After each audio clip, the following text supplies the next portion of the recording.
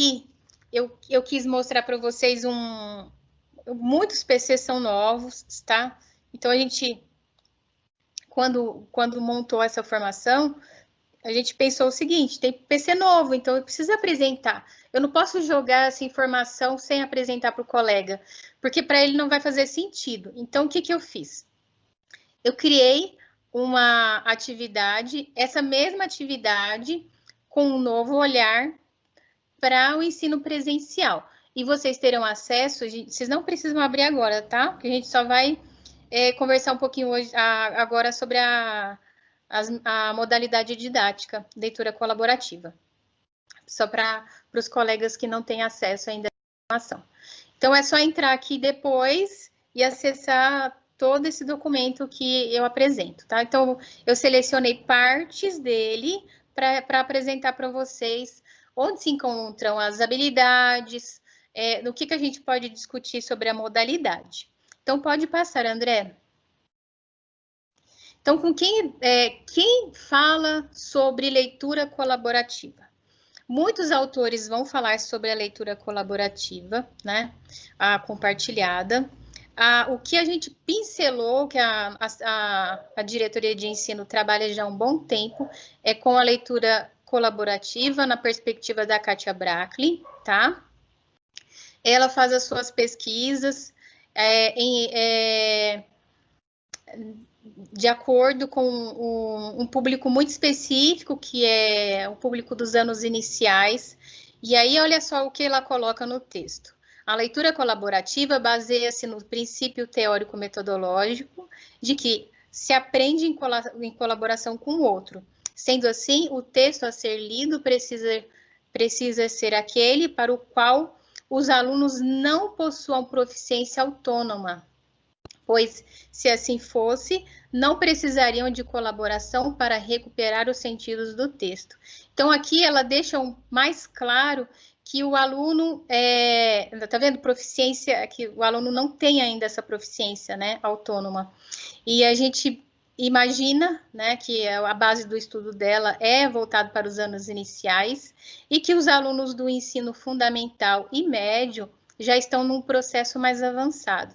Só que a leitura colaborativa, a gente entendendo o contexto brasileiro, o contexto das nossas escolas, da comunidade que a gente atende, a gente sabe muito bem que os alunos ainda não adquiriram proficiência autônoma e é por isso que nós trabalhamos essa modalidade na escola, tá bom? Para garantir que esses alunos saiam aí do ensino médio, né, com suas capacidades mais avançadas, não é? Em relação à leitura. E aí, o que ela vai falar? Ensinando a ler enquanto se lê. Lembra que lá no comecinho, eu falei para vocês que essa é via de mão dupla, né? Então, ela está falando que a leitura colaborativa, o professor vai modalizar e o aluno vai aprender, né? Então, o que teria essa modalidade? Primeiro, o professor precisaria reconhecer o público-alvo, que eu falei para vocês, né? Lá no começo, eu imaginei os alunos do ensino médio e as habilidades que eu selecionei estão relacionadas a esse público, né? Um texto de boa qualidade. Se eu tivesse selecionado, às vezes, um texto que não propiciasse o trabalho com essas habilidades e que não fosse instigante, vocês não gostariam, né? Vocês não teriam gostado. Então, é importante a seleção de um texto de boa qualidade para permitir o trabalho com as habilidades, tá?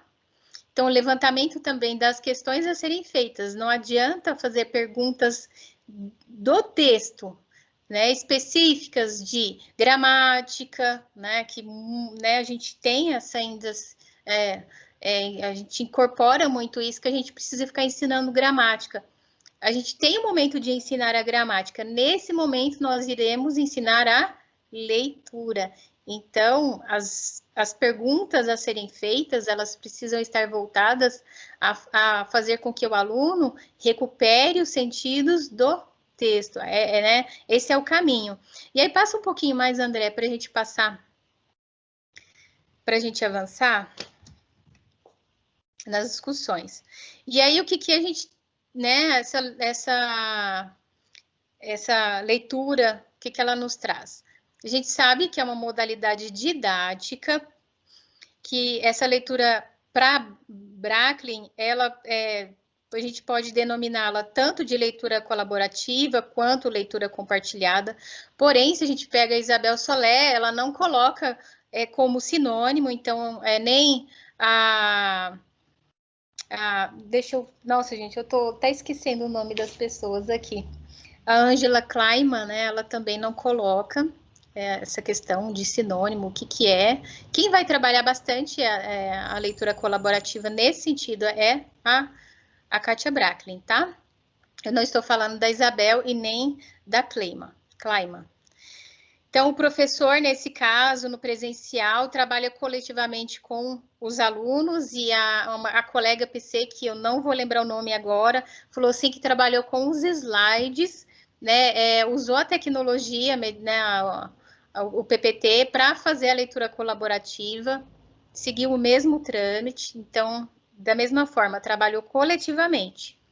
A partir de problematizações do texto, né, que são as questões que vocês vão formulando para instigar aí os alunos a mobilizarem essas habilidades em foco, em loco. Então, ou seja, os alunos a gente formula questões que o aluno consiga responder no próprio texto, não são perguntas externas ao texto, tá? Pode passar, André. E a Kátia traz 3 momentos importantes da leitura colaborativa, que vocês conhecem muito bem, os professores dos anos iniciais também, né? Que é o pré-leitura, durante a leitura e o pós-leitura, e a gente vai passar rapidinho por eles, tá? E apresentando para vocês da onde eu recortei na atividade. Então, o que seria o antes da leitura? Então, eu selecionei aqui para vocês, vocês vão ter esse documento, tá? Se fosse no presencial, nós entregaríamos o documento, mas estamos à distância, a gente coloca no slide, tá? Então, o que esse momento nos traz? É preciso que o professor converse com os alunos para recuperar, então, esse contexto de produção. Quando foi feito, por que foi feito, né? Como foi feito naquele momento histórico. Então, eu vou falar um pouco sobre o autor, eu vou falar um pouquinho sobre a obra, vou perguntar aos alunos se eles conhecem o autor, se eles conhecem a obra, qual é a característica estilística mesmo, né, de escrita do autor, porque a partir do momento em que eu vou levantando esses conhecimentos prévios, é o preparo para o aluno entender melhor o texto, né? Então, ele vai associando o que ele já vivenciou sobre o autor, né, sobre o gênero, e a partir dessa associação, ele vai enriquecendo a sua maturidade em relação ao texto. Pode passar, André. Aí nós temos durante a leitura, que são feitos os questionamentos, não é? Então, durante a leitura, os procedimentos fundamentais necessários são que é preciso que sejam explicitadas as pistas linguísticas e os procedimentos utilizados pelos diferentes leitores. Aí, o que a gente trabalha, e que até deu muita polêmica numa das formações, né, é que existia a diferença lá da linguística e da semiótica, e muitos acho que foi até um assunto polêmico. Então, o que nós temos? Os elementos, as pistas linguísticas é o que está escrito. O que está escrito. E a semiótica ela vai trabalhar não somente com uma linguagem, não é? A linguagem escrita, mas ela vai trabalhar outras representações, como a articulação. Olha, estou conversando, interagindo com vocês, mas o meu corpo também fala, né? Vocês conseguem ver. Então, ela trabalha essa questão, a semiótica, mas ela também tem um olhar para o contexto, né? Então, de que forma que a linguagem é vista na sociedade, tá? E aí, a partir disso, os alunos vão fazendo pegando essas pistas do que está escrito no texto, e o professor faz provocações, então ele vai perguntando, né? Por exemplo, quem será que foi até a casa do casal? Aí eles podem, sabendo do contexto, né, do que já foi lido para eles, eles vão falar de quem iria até a casa do casal. Mas isso não é o suficiente na fala, né, na interação. Você vai ter que perguntar por que ele acha que é tal pessoa, né? Porque precisa confirmar essa pista que o autor deixou. Então, essa parte de interação mesmo com o texto, de fazer as perguntas certas, do professor sempre fazer a ativação do repertório dos alunos é importante, tá? Pode passar, André, a próxima parte que nós temos ainda a questão do momento da leitura, só que aí eu quis separar duas expressões para a gente poder conversar um pouquinho sobre as habilidades. Aí, o que eu separei? E aí, desculpa se eu falar errado, né? Porque é francês. E eu não falo francês. Expressões impossibilitaram vocês de entender o texto? Alguém poderia... Não. Não impossibilitou? Por que não impossibilitou?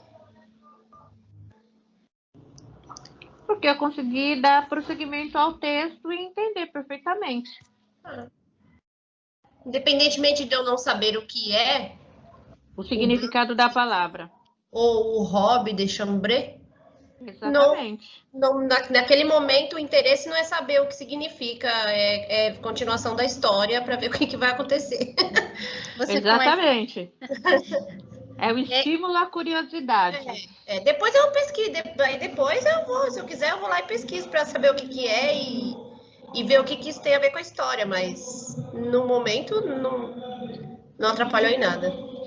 Obrigada, Rosângela. Vamos pensar no que a gente tem um repertório anterior, né, uma leitura anterior, conhecimento prévio, né, nós enquanto professores, mas talvez para o aluno aí pese. Aí, por isso a importância, em muitos momentos, né, falar assim, por que eu tenho que... o que passou agora, né, o Halloween. Por que eu tenho que falar do Halloween e eu tenho que falar do Saci, que foi uma das brigas que passaram, justamente por isso, porque isso é uma leitura de mundo, né, vem um termo, um texto que vai precisar desse aí para o aluno fazer o entendimento do todo, né? Obrigada, Rondinelli. Vamos pensar o seguinte. Se tivesse uma questão sobre o que significa Blanquet de Vous e seu robe de chambre, né? O aluno, não sei se vocês vão entrar num acordo comigo, mas vamos pensar. Eu, por exemplo, se eu fosse ter que parar para ficar pensando no que é e ficar colocando alternativa, eu já ia perder o interesse na leitura, eu já ia estar voltada mesmo propriamente para decifrar o que seria aquele vocábulo, né?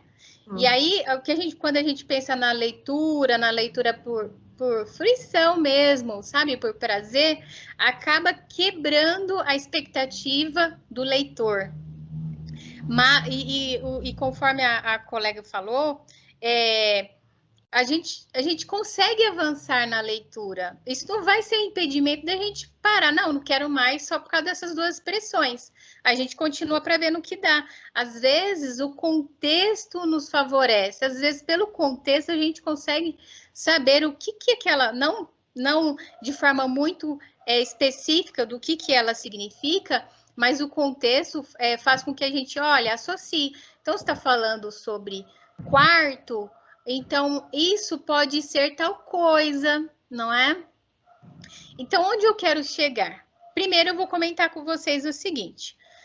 A Kátia Bracklin vai falar. O professor vai apresentando perguntas, tematizando respostas, procurando solicitar dos alunos que expliquem de que maneira conseguiram chegar àquela resposta, que foi o que a gente viu, né? E aí, a gente trabalha muito na escola, as pistas implícitas, as explícitas e os conhecimentos prévios dos alunos. Então, em todos os segmentos, a gente trabalha isso. Né? Quando a gente fala, por exemplo, a gente pega assim, tinha preparado. Tá vendo? Estão vendo na linha 6? Não é na linha 6? Na linha 6, tinha preparado. O tinha preparado me lembra o quê? A comida, banquete. A comida. Isso mesmo. Então, o autor já deixou uma pista para mim explícita, não é? Tinha preparado só pode ser comida. Então, o aluno já vai fazer essa relação de que o blanquet de veau é uma comida, é um prato. Um prato muito chique, por sinal, não é verdade? A gente espera que seja pelo nome, né? E o que ele traz para a gente como um elemento aí anterior à outra expressão? Bateram na porta. Aí, o que a pessoa... Quando alguém bate na porta, a gente está no quarto. O que a gente vai... Nós não temos esse... muitos não têm, né? Esse hábito. Mas a gente tem que pensar que nessa situação as personagens têm. Então, bateram na porta, que a pessoa precisa sair e a outra precisa cobrir o seu corpo, não é verdade?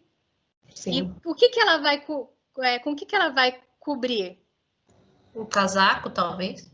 Um casaco? Pode ser casaco, então, mas ela vai se cobrir, não é? Então, mesmo que ele não saiba né, do que se trata, que é um hobby, mas ele já imagina que a pessoa precisa se cobrir.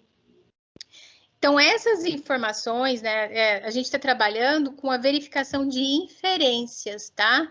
Então, a partir de antecipações, né, do que aconteceu no texto, né? E o autor, como eu falei para vocês, vai deixando essas pistas. Aí, a pergunta que eu coloquei aqui é a seguinte: essas inferências, elas são inferências locais, né, uma inferência local ou uma inferência global? O que vocês acham? Vai trabalhar com a habilidade de inferência local ou vai trabalhar essa parte específica? Vai trabalhar com a inferência global? Eu acho que é global. Você acha que é global? Parece que é local, porque eu acho que é local porque se trata de um casal português, né? Eu acho que é local. Ó, você já está inferindo demais. Você está indo longe, hein, Dirceu? Ó, Dirceu. Global, não sei. Obrigada, Dirceu. A Tatiana acha que é global. Sim. Eu acho que, não sei se estou correta, mas eu acho que é global no sentido de que, mesmo não sabendo, igual o professor falou, mas é casal português. O aluno não sabe que esse casal é português. Então, para mim, seria global no sentido de que ele consegue fazer a inferência, mesmo que ele não saiba qual é a palavra correta que vai substituir uma das duas aí, mas ele consegue fazer a inferência no global que ele tenha de conhecimento de mundo. Ele sabe que ali ele precisou se cobrir com alguma coisa para não aparecer a camisola, ele sabe que pode ser um tipo de comida. Então, para mim, é global, nesse sentido. Não sei se está correto. Não, nós estamos aqui pensando juntos. Vamos pensar então. Olha só, eu não apresentei em azul para vocês as pistas deixadas pelo autor no próprio texto explícito? Não está explícito ali que tem uma pista deixada pelo autor? É só para a gente entender essa diferença de inferência local, de inferência global, tá? Por isso que a gente está fazendo esse movimento. Eu não coloquei em destaque para a gente. A partir do momento em que nós temos que a pista do autor expressa no texto, ela está explícita no texto, o aluno consegue recuperar o seu sentido por meio do contexto que está inserido no próprio texto, nós temos a inferência local, tá? Então, essa é uma inferência local justamente porque o autor deu pista para a gente anteriormente do que se trata, mas ele também poderia dar uma pista posterior, tá? Então, a gente tem aqui, ele antecipou, mas ele poderia deixar um pouco mais para depois essa pista. E outra coisa, aí a gente vai falar da inferência global, quando a gente pensa na inferência global, aí a gente já começa a trabalhar com a implícita, que é o que o Dirceu produziu. Ele falou que porque eles eram estrangeiros, não sei se eu entendi de certo, Dirceu, né? Então, português, né? O casal português. Então, olha só, eu estou extrapolando o texto. Só que para extrapolar o texto, para eu entender, aí o que eu preciso fazer? Como eu estou lendo somente uma parte do texto, eu não consigo ainda ter esse entendimento global de que se trata de pessoas estrangeiras. Então, eu precisaria ler um pouco mais para, no texto, esse texto me indicar essa afirmação, tá? Então, trata-se de uma inferência local, porque eu tenho pistas expressas no texto e trabalho com habilidades que estão explícitas, né? Inferência explícita, tá? Eu não sei se isso precisa ficar claro para vocês, né? Para a gente continuar. Então, se alguém tiver dúvida, se alguém não tiver entendido, a gente retoma, fala de novo para a gente continuar, tá? É só pedir a palavra. E eu queria deixar um pouquinho claro também que quais são as capacidades leitoras que estão em jogo dentro desse momento, ó. Localização de informações explícitas, as capacidades, a gente pensa nas capacidades de compreensão, as implícitas e as explícitas, a construção de informações a partir de comparação de trechos, eu preciso comparar para entender, tá? A generalização dessas informações, e aí a gente vai também fazendo a checagem das hipóteses. A partir do momento em que o professor vai fazendo as pausas, aí ele vai e pergunta, e na sequência vem de imediato o que o texto queria dizer. Então, eu tenho a confirmação, a checagem dessas hipóteses. E todo esse trabalho é feito lá na capacidade de compreensão. Pode passar, André.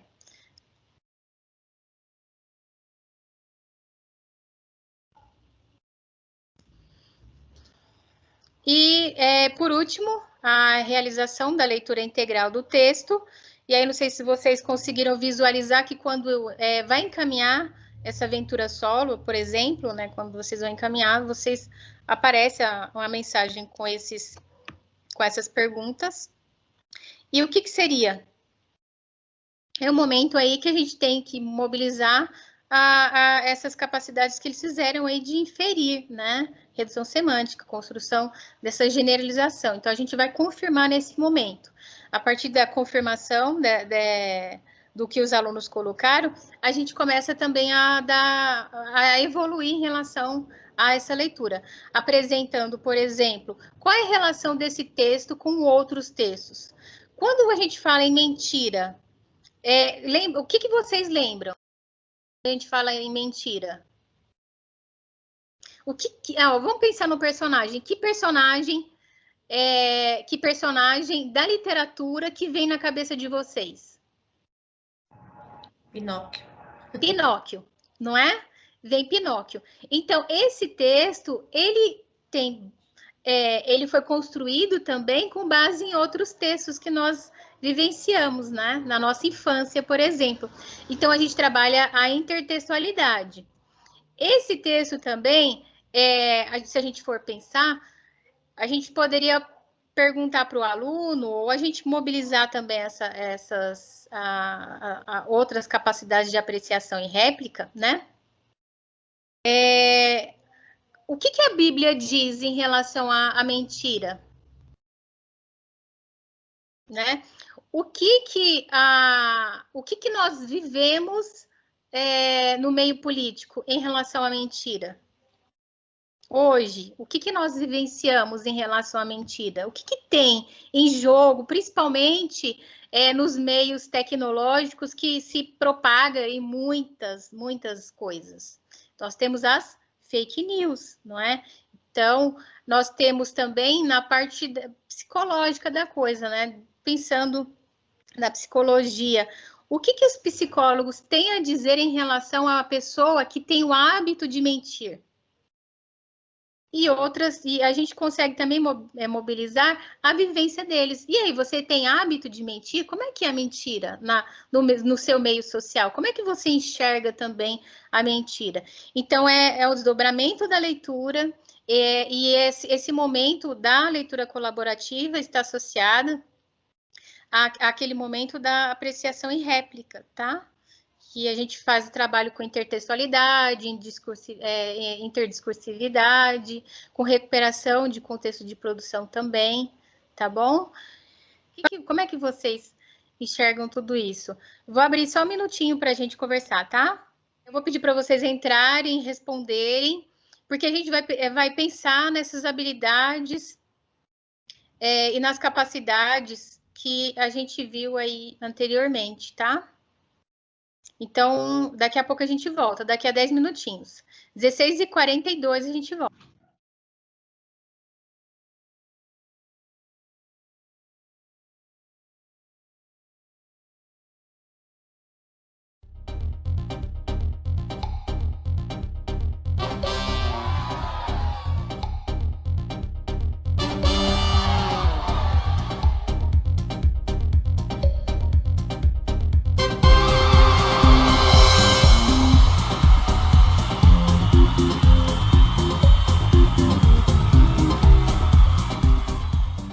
Então, a primeira questão do quiz foi, nós tínhamos uma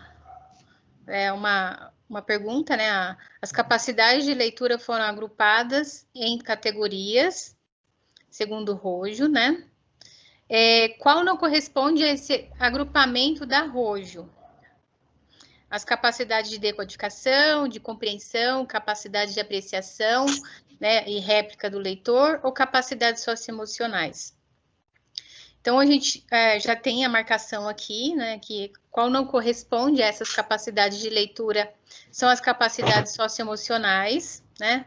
A gente pensa aí nas habilidades socioemocionais, porque, de certa forma, essas capacidades que a Rojo traz, elas são habilidades de leitura para outros autores. Então, ela aborda como capacidade, mas outros autores colocam como habilidades, tá bom?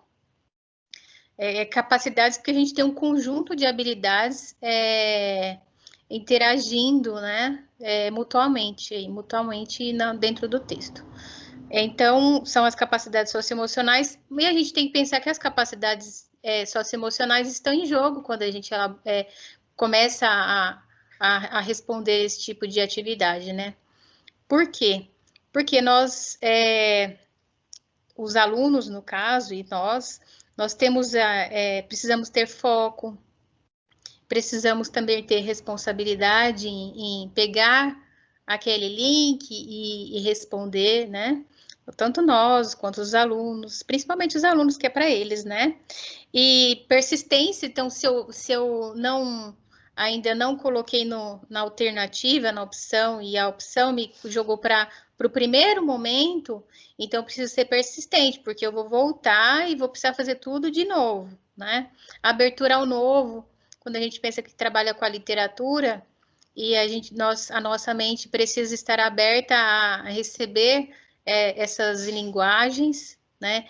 E de que forma o autor ele traz a observação de mundo para o texto. Porque às vezes o texto, como a leitura é a interação, nem sempre eu quero receber aquele texto, porque está em desacordo com as minhas convicções. Então, eu vou tender a deixar de ler.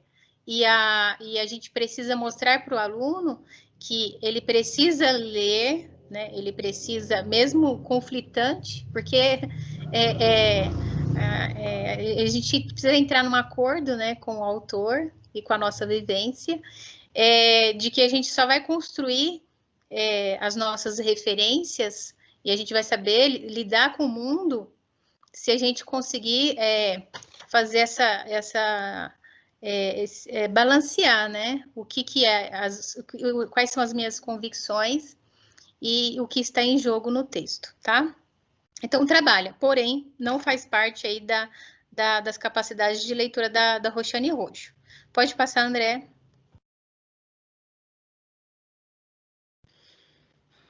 Tem uma afirmação, as artimanhas do ser humano para se livrar de situações indesejadas. Aí a pergunta é, qual capacidade de compreensão mais se aproxima da afirmação?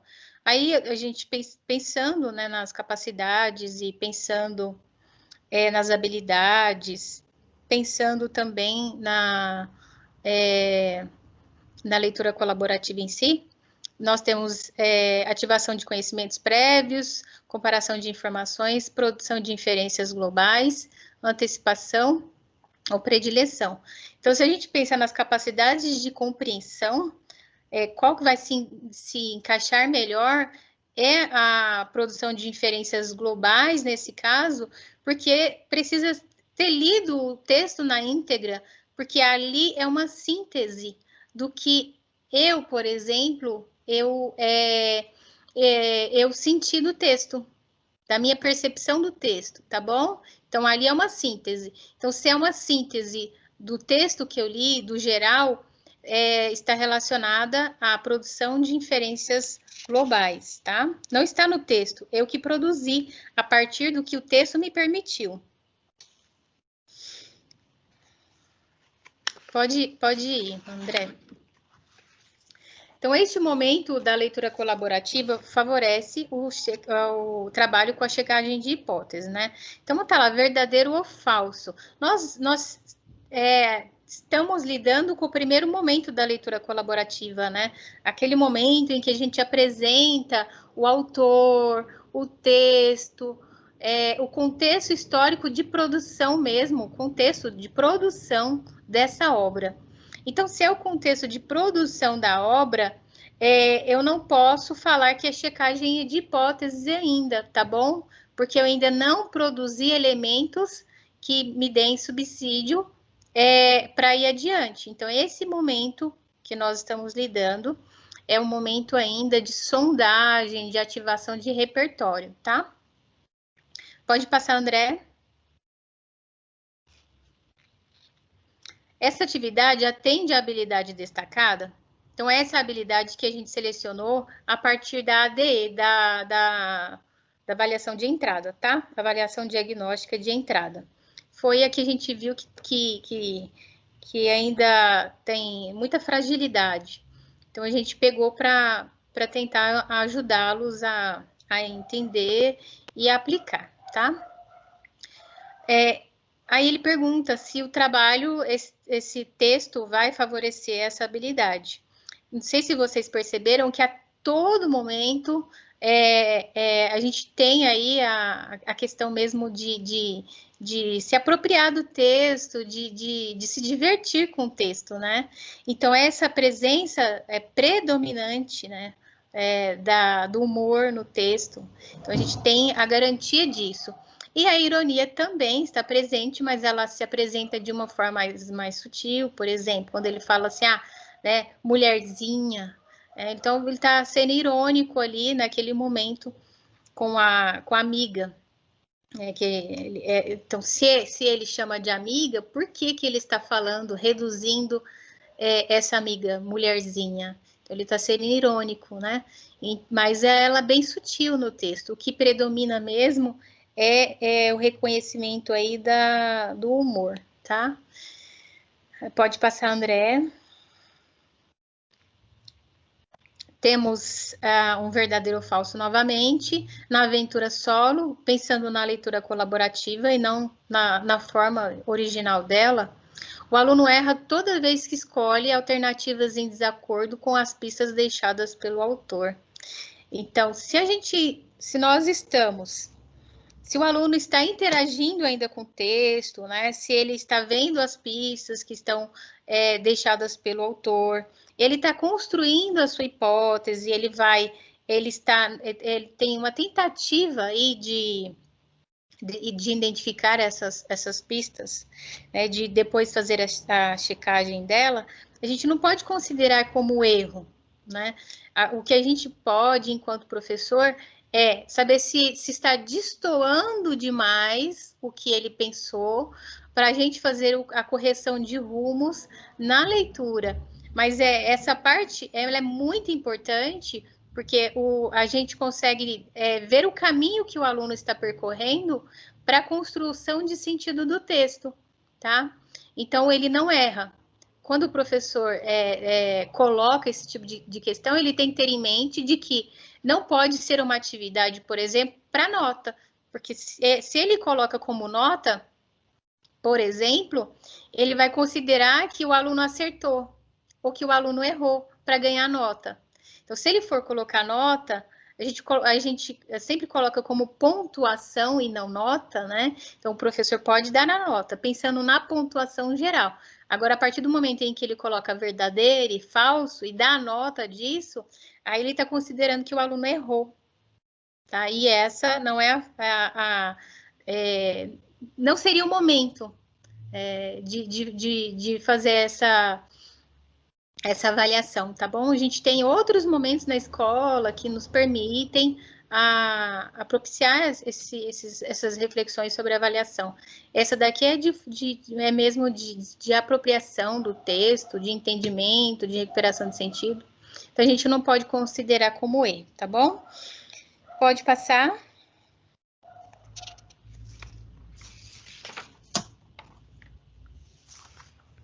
E aqui, qual momento da aventura solo favorece o trabalho pelo professor da capacidade de leitura, né, apreciação e réplica?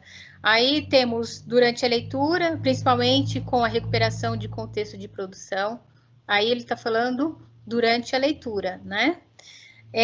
Após a leitura da aventura solo, que aí ele vai falar principalmente com percepções de intencionalidade, de intertextualidade, de recuperação de contexto, no pré-leitura, né, com apreciação de valores, concomitante, que é no momento da leitura, com finalidade e metas do texto. A finalidade e a meta a gente estabelece lá no comecinho da leitura, né? E não no pós-leitura. E a gente está pensando aqui na capacidade de apreciação e réplica, né?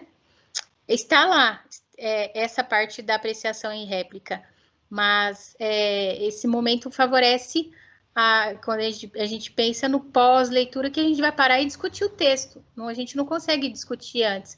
A gente está falando do professor fazer esse trabalho, não do aluno. O aluno já faz automaticamente, né? A gente está falando do professor. Então, após a leitura, é o melhor momento para a gente conversar sobre a intertextualidade, os discursos, né, as diferentes vozes dentro do texto, e recuperar esse processo aí de construção, tá? Pode passar, André.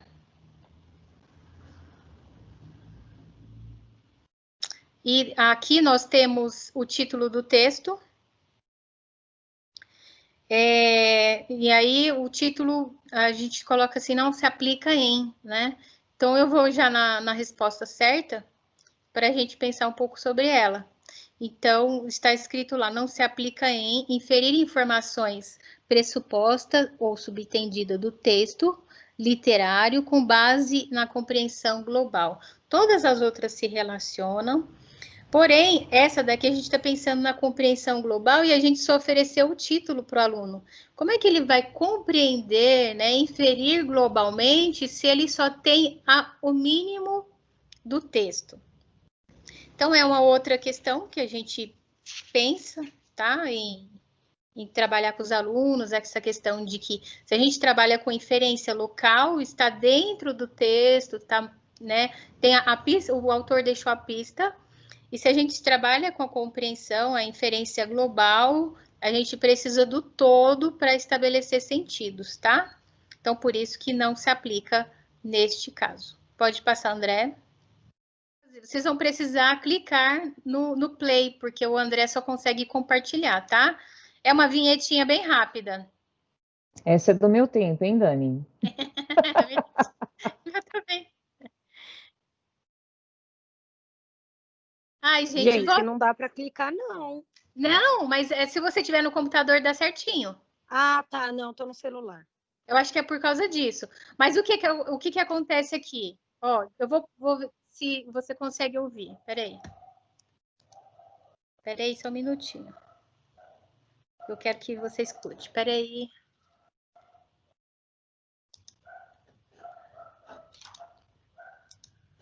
Deixa eu voltar. André, acho que como eu coloquei para passar e ele não deixa eu voltar.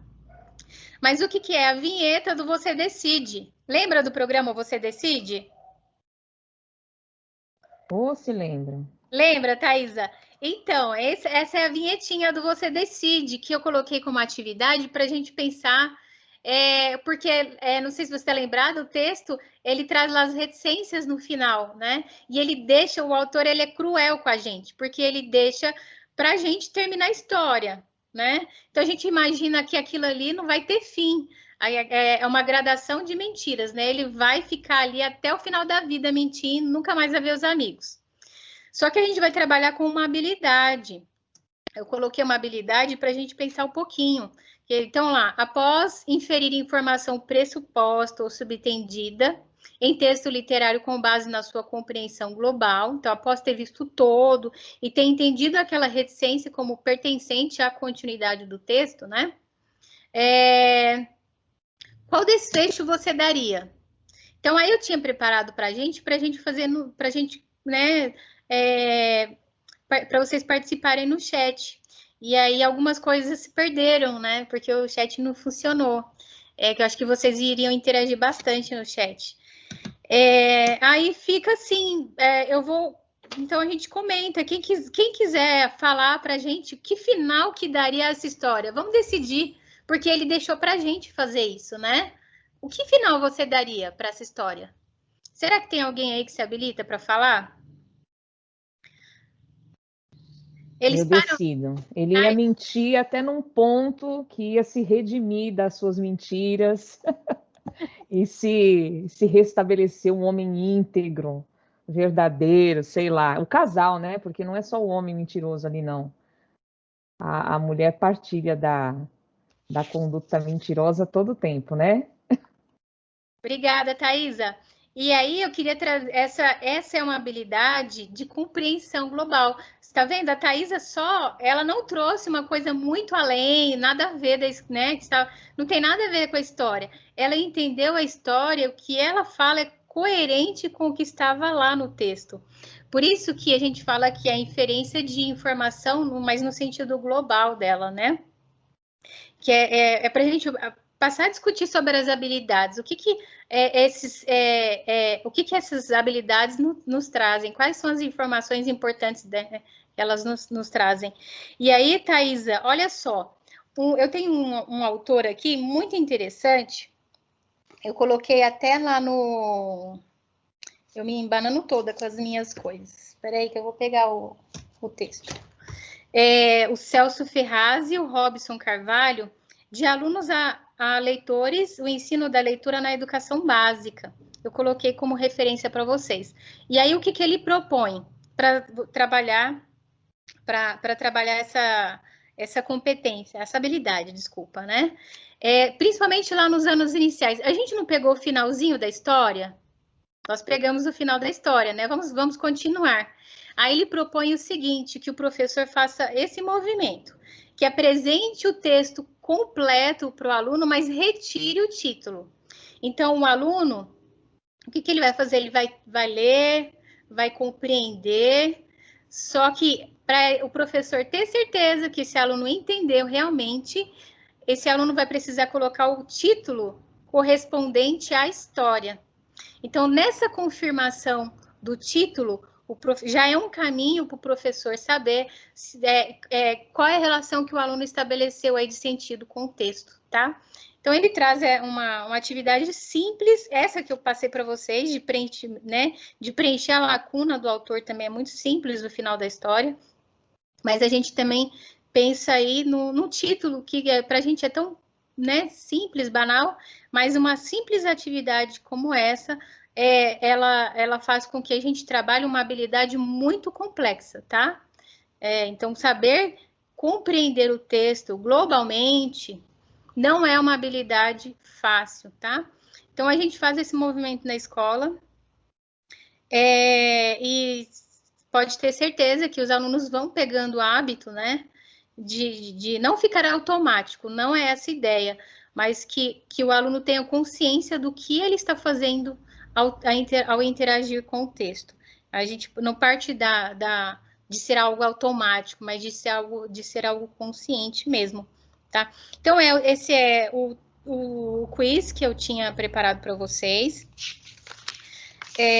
O que eu pretendia com ele? que a gente pudesse discutir um pouco, quando vocês elaborassem, né, as questões, de que a gente trabalhasse os conceitos da Roxane Rojo, da Kátia Bracklin, mas pela interação e assim, não de forma muito teórica, né?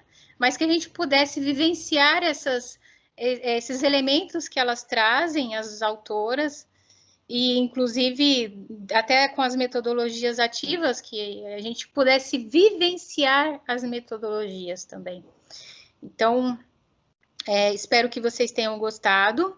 Se vocês tiverem gostado, tem um vídeo que eu produzi, eu não vou passar aqui, porque eu já estava programado de não passar. Ele tem 14 minutos, que eu apresento a Kátia Bracklin como referência, né, para apresentar a modalidade. Apresento um pouquinho da Kátia, para embasar. E depois mostro como monta essa atividade, mas exatamente esse formulário, tá? E aí o professor, tendo entendido como funciona, ele consegue montar os outros. Então, para esse formulário, eu montei aí um videozinho, que aí a gente encaminha para vocês o link lá no blog, junto com todo o material. E, Diego, Diego, eu estou pensando no Diego porque ele que sobe, né? Toda a formação. André, você pode passar um minutinho?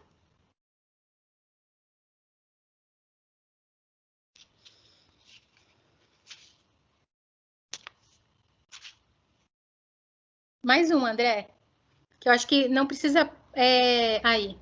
Então, o que eu vou fazer rapidinho?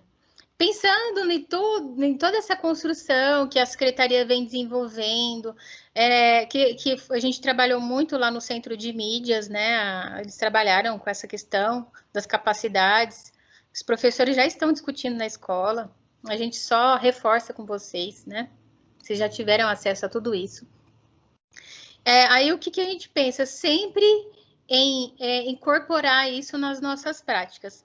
E aí o que eu trouxe? Eu trouxe a roda de leitores, que é a farmácia literária, onde os nossos alunos, os nossos colegas professores, os funcionários, eles terão aí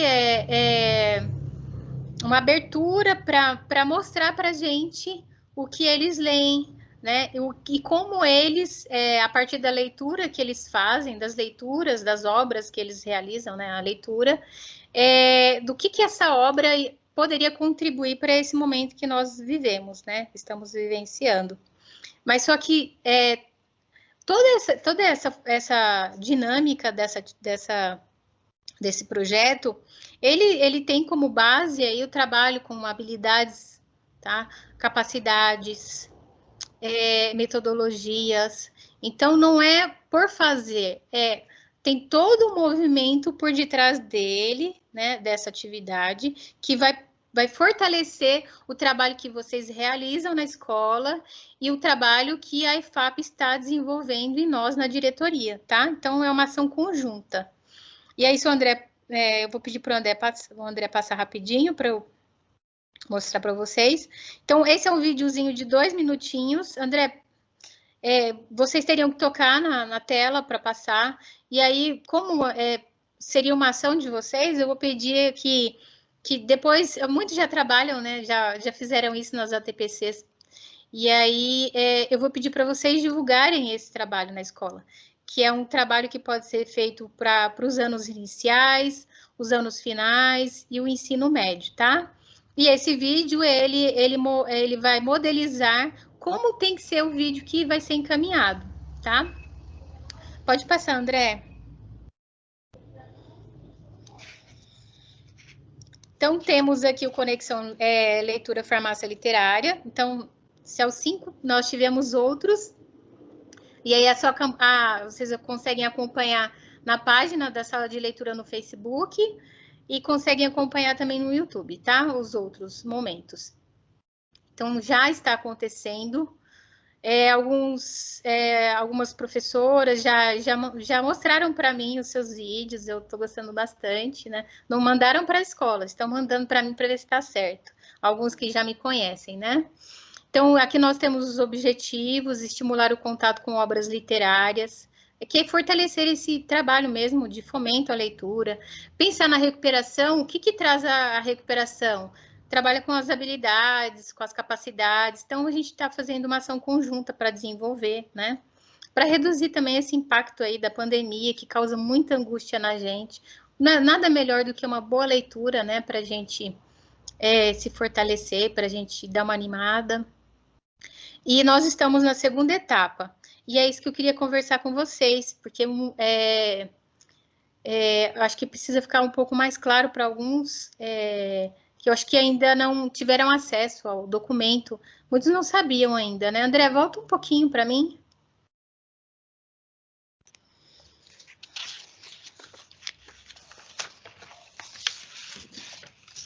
Volta em qual slide, Dani? No da... Só para o do cronograma, para eu falar sobre o tempo que nós estamos. Eu acho que a sua internet, ela tá... É o slide 38? É o slide 38, isso. Pessoal, alguém tá vendo o slide 38 aí? Porque tá nele aqui no meu computador. Sim. Aparece Sim. pra...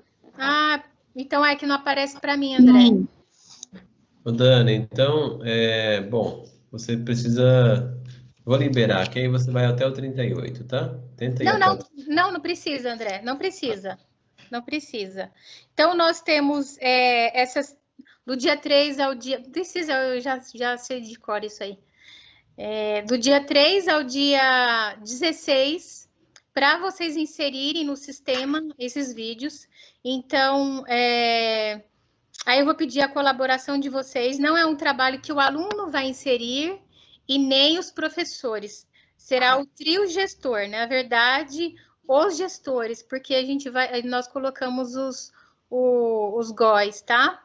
Porque o que acontece? Se o aluno for inserir o professor, nós não temos o filtro. Então, nós precisamos que vocês façam na escola o filtro de um vídeo para representar a escola, de um vídeo de estudante e um vídeo de professor ou funcionário. Cada escola tem a possibilidade de encaminhar 2 vídeos, um de estudante e um de aluno um de estudante, outro de professor ou funcionário, tá bom? André, passa o outro slide para mim. E aí, nós temos a comissão na escola, que faz essa escolha democrática, transparente, não é? E que esteja também de acordo com os critérios lá do regulamento. André, caminhou o slide? Sim, Dani, nós estamos no 39 aqui. É que não foi para mim, mas não tem problema.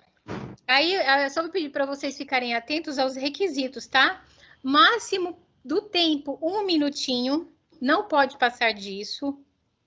É o que eu falei para vocês, 2 por escola, um de estudante e outro de professor ou funcionário.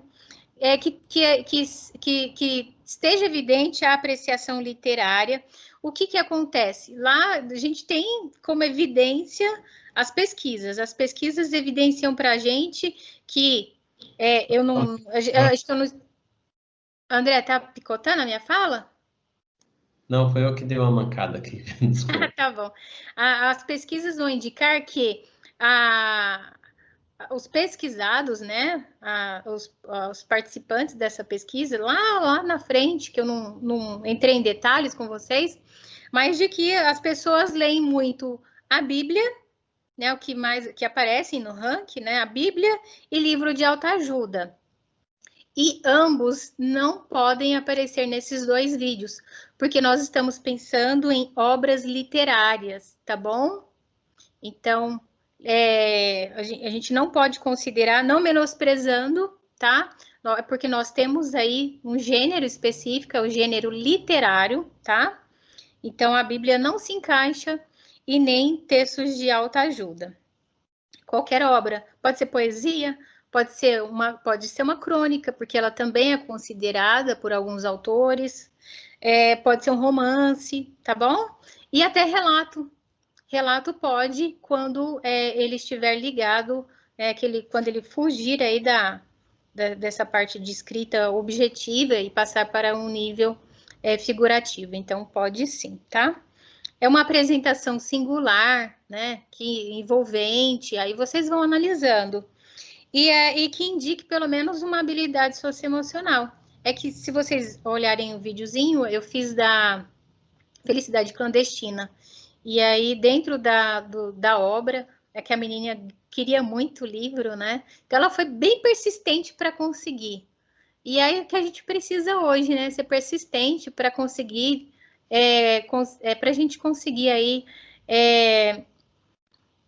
superar essa dificuldade que nós estamos tendo de não ter as nossas relações sociais, por exemplo, né? Nós fomos, cada um está isolado, então a gente precisa desse momento. Então, evidenciar, eu evidenciei na minha fala, persistência. Persistência é uma habilidade socioemocional, tá? E que esteja bem evidente no vídeo. E é isso, gente.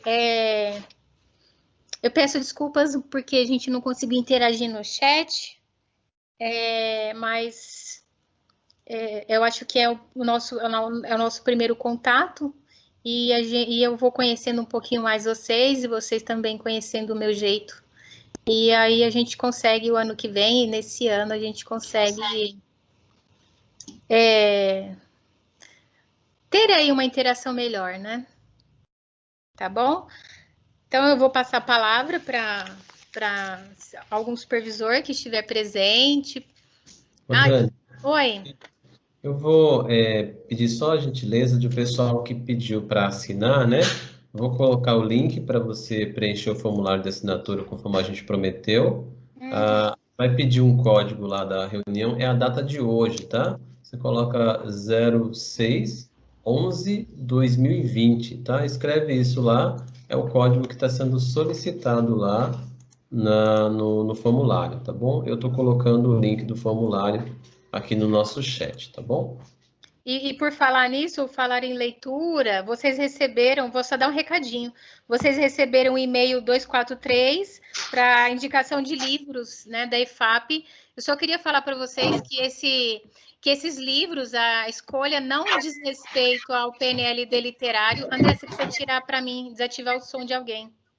Tá bom, só um minutinho. Essa indicação não... Estou tendo a devolutiva do meu som. Essa indicação não diz respeito ao PNLD literário, mas uma ação específica. Dani, ativa seu microfone novamente, por favor. Bom, André. Então, essa escolha, essa indicação, não faz parte do PNLD literário, é uma ação específica da Secretaria da Educação, tá? E vocês terão até o dia 16 desse mês para indicar. Aí vocês vão falar assim, Dani, mas é um tempo muito curto, eu não vou conseguir. Não tem problema se não indicar, porque os livros chegarão até a escola. É um processo democrático que a Secretaria propôs, né? Que os professores têm a oportunidade de fazer as suas escolhas, mas os livros chegarão de qualquer forma, tá bom? Então, nós temos... quem vai participar, né, do processo de indicação? As escolas que tenham anos iniciais, ensino médio e EJA, tá? A modalidade EJA. Anos finais não faz a escolha neste momento, tá? Não foi a prioridade, mas fiquem tranquilos que logo aparece. E tem uma padronização para a escolha desses livros. Vocês, eu quero, por exemplo, a Dani indicou esse livro Ler e Escrever, Compromisso de Todas as Áreas. Eu quero esse para o acervo da escola. Aí o que vocês precisam ter? O código ISBN, tá? Vocês vão olhar a edição que vocês querem, se é a mais recente, se é a mais antiga. Pega esse código e coloca lá. E era isso que eu tinha de dar o recado, tá? Se vocês tiverem dúvidas sobre a indicação dessas obras, é só entrar em contato comigo. Pega o meu número de telefone e a gente conversa. Eu explico tudo de novo, tá bom? Se algum supervisor quiser falar, ou eu acho que a Priscila gostaria de falar também, tá bom? Ô, Dani, Oi, Mi. só ratificando aí, né, para os PCs, a respeito da indicação dos livros que você acabou de falar, é o e-mail 243, gente, é o NPE 243, que já, né, ele já vai com alguns esclarecimentos para vocês, tá bom? NPE 243 é o número do e-mail, tá? Ô, Mi, esse aí é o código da nossa Oi. reunião, da lista de presença, tá, pessoal? Aí você vai preencher com o seu nome da escola, o RG e esse código aí, 0611-2020, tá bom? Apresentar também a PCNP, né? Nós temos uma nova PCNP no grupo. E a Flávia é professora de geografia e gostaria de apresentá-la e peço desculpas, o Flávio, de não ter te apresentado antes, tá bom? Não tem problema. Quero agradecer a toda a equipe que me acolheu aqui, muitos coordenadores eu já conheço, e a Daniele, né, pela essa excelente apresentação de hoje. Obrigada. A Flávia veio reforçar a equipe do núcleo pedagógico, né, Flávia? Quem falou, Dani? Fernando. Fernando, diga. Isso, gente. Mais uma vez, boa tarde a todos. Eu queria, né, aproveitar o espaço com os nossos coordenadores, nossos diretores que estão aí na reunião, e falar um pouquinho sobre o seminário virtual de boas práticas da nossa DE com os grêmios estudantis. No dia 26 de outubro foi encaminhado um e-mail, que é o NPE 234, que fala um pouquinho desse movimento que vai acontecer, que é o seminário virtual de boas práticas. A unidade escolar, ela não tem um vínculo com as inscrições, mas é muito importante que os colegas compartilhem com seus grêmios estudantis, porque essa inscrição será por meio dos próprios alunos mesmo. E o nosso período de inscrição ele já está aberto, né? Então foi do dia 26 do 10 e irá até o dia 13 do 11. E o evento está previsto para acontecer entre o dia 23 do 11 e o dia 27 do 11. Então eu peço que vocês ajudem aí nesse compartilhamento com os nossos alunos gremistas para incentivar a participação de todos eles. Tá bom? Muito obrigado, viu, pessoal? Ok. Fê. Oi? Não, queria saber se a Peri queria complementar, se eu esqueci de alguma coisa. Não, eu até coloquei já no chat as informações que você falou para reforçar, só isso. Obrigado, Pri. Tá. A Adriana Pérez? Não? Tem algum supervisor que gostaria de pedir a palavra? A Adriana tinha pedido. Bom, Dani, muito obrigada. Agradeço aí a presença de todos vocês, gente. Muito obrigada. Eu acho que hoje a nossa tarde foi muito intensa, né? A nossa parte, a nossa fundamentação teórica em cima das questões da leitura. E foi muito bacana. A Dani, além da parte teórica, ela trouxe, né, muitas ferramentas para nós socializarmos aí com os nossos professores.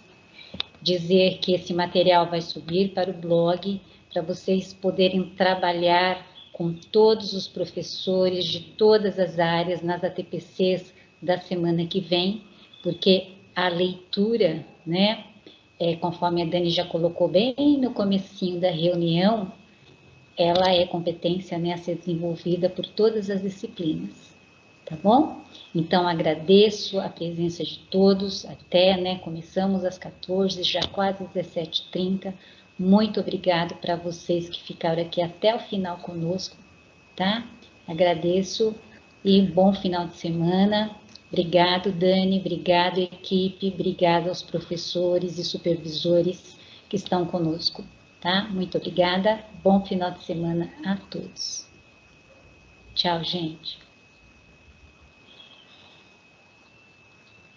Agradeço também a presença, né, a participação de vocês, e eu me despeço. Até a próxima.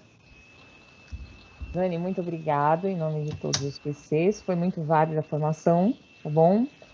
E a gente só lamenta, né, não ter podido interagir mais por conta do chat. Né, o pessoal ficou meio acanhado aqui e o Teams está todo mundo se familiarizando, mas foi show. E assim, só pontuo uma observação com que o professor Rondinelli falou, né? A pertinência, a eficiência, a competência que você teve em apresentar as atividades, elas são válidas.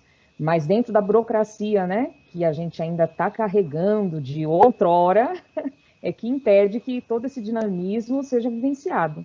Então é hora de repensar, né, se atualizar, e eu acho que é muito pertinente, sim, e no novo normal tudo vai se encaixar. Obrigada, gente. Bom final de semana. Agradeço. Obrigada, Dani. Obrigada.